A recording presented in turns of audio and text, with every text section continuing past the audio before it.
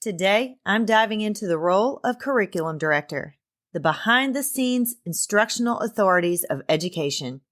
You'll discover how these educational gurus shape the learning and instruction, fine-tune curriculum, empower teachers, and ensure every student is learning at high levels.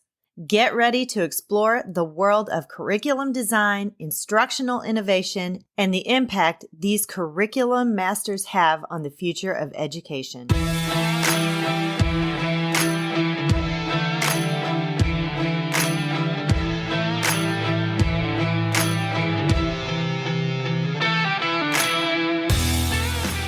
Hi, friend. Are you ready to move into a leadership position?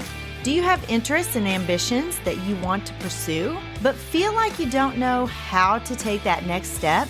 Maybe you want to start your own coaching or consulting agency.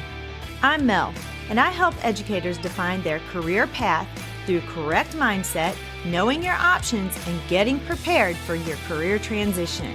I will show you how to level up your leadership skills, share your expertise in a new way, create impact on a larger scale, and put your leadership in motion. As an educator for over 20 years, I started to feel underused and like I had more to give. I knew when the time had come for me to leave the classroom and affect change on a larger level. Now, I'm ready to help you determine where your talents and skills mesh with your passions and interests. Put your leadership in motion and move into that next phase of your educational career journey. Let me help you define your career path by having the right mindset, knowing your options, and getting prepared for that next leadership position. So power up and put your leadership in motion.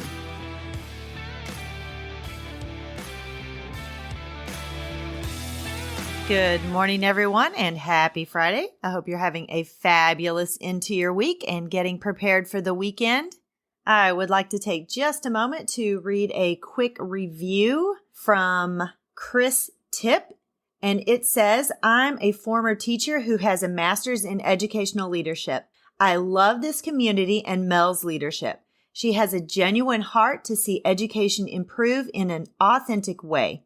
She is changing lives and having a huge impact. Thank you so much, Chris, for those encouraging words, and I am so glad that you are listening and appreciate the content. If you would like for me to read your review, just hop on over to Apple iTunes or Apple Podcasts and leave me that rating and a review, and your review just may be read on the show very soon. As a Dean of Instruction, I was pretty much over anything that was curriculum or instructional related.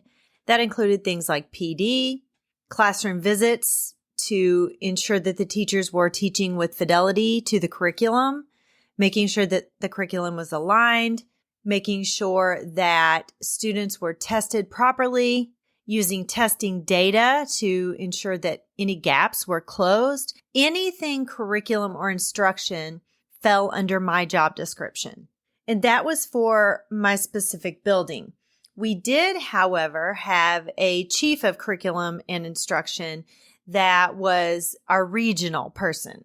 So there are a lot of different terms to refer to someone who is over the curriculum.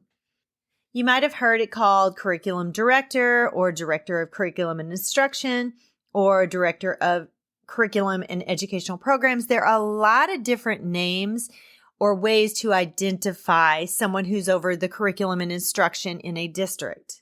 Regardless of the title, it's a leadership position within the educational institution that is over the curriculum and instruction.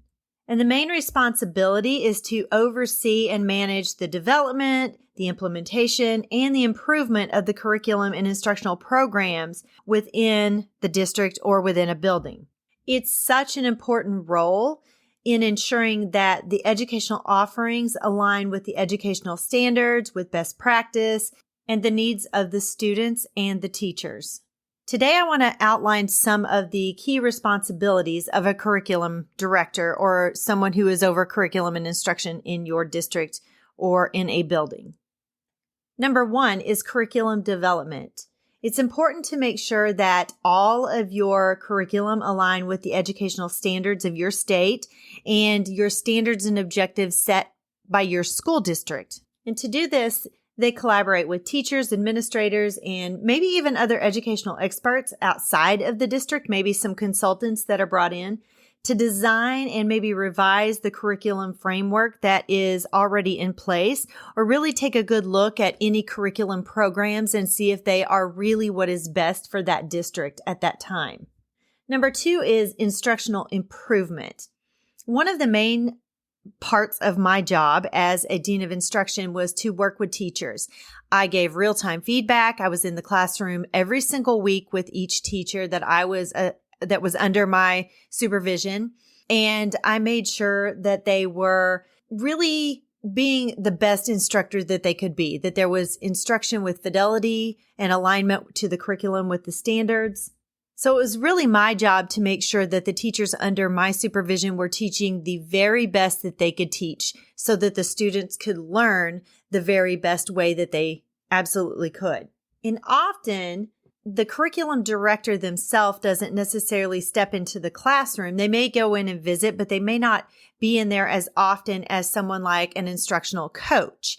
So it really is not necessarily one of the duties for them to be in the classroom working with teachers one-on-one on a continual basis, but they need to be in those classrooms in every building. If they are a district leadership person, then they need to be in classrooms continually for each building, checking that fidelity, checking those instructional practices, and making sure that everything is being done with fidelity and across the buildings, especially if there are multiple buildings with the same grade level, which we had in my district, making sure that each building was teaching the same way so the students were able to get the same kind of instruction and it was high quality instruction. Number 3 is assessment and evaluation. The curriculum person is likely the one who is setting the assessment calendar for the year, making sure that the district is using the right kind of evaluations, and again, making sure that those evaluations or assessments are being administered with fidelity. It's very important that any assessment that is administered anywhere in the district is administered properly so you can get the best data to make informed decisions. Data expires quickly anyway, and we want to make sure that all data is collected in a way that it's very useful. And then the curriculum director will analyze the assessment data and identify any areas of improvement or where we need to adjust the curriculum accordingly to close those gaps. Number 4, it is the curriculum director's job to stay up on educational standards, to make sure that they are staying informed about their state and national education standards and ensure that that curriculum is aligned to those standards. Number 5, and these are in no particular order. I'm just throwing these out there as they come to me, nor is this an exhaustive list of the duties that a curriculum director might hold. Number 5 would be collaboration. It is really important that the curriculum director work with the school's principals, teachers, especially the superintendent or assistant superintendents, to create a cohesive educational plan that supports the student learning and achievement and supports teachers in their instructional practice. And speaking of supporting teachers in instructional practice, that leads me to number 6, which is professional development. Curriculum directors often organize or facilitate professional development opportunities for teachers and staff to enhance those instructional skills and keep them up to date on any educational trends or practices, those best practices.